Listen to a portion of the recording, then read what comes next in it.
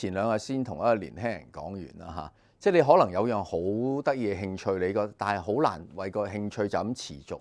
喺好旺嘅市嘅時候可以，但係而家係比較難咧，係應該真係咁樣諗，係揾一份工，然後將你原本呢個你認為好重要嘅，你可以同時做，但係作為一個興趣咁做，係適當地咁樣適應咗先，而唔係有時有啲事情唔係真係一定要兩者只能揀一個嘅，有時係兩個都可以行。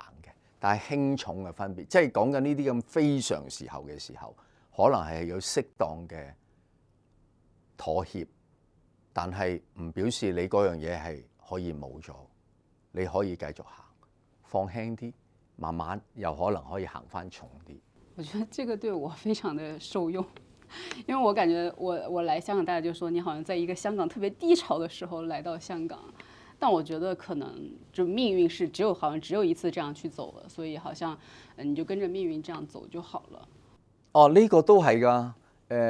我哋問啲前輩，我前輩諗咗好耐啊嘛。圈中睇下你哋咁有經驗啊，人生就走一步睇一步，因為人生轉變得太快啦而家嚇。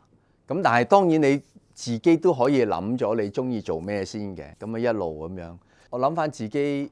細個都係好多時都係0至100，原來唔係嘅喎，0至100中間有90、70、60，即係咁樣嘅分佈嘅係可以嚇。唔好逼死自己最緊要，唔好逼死自己。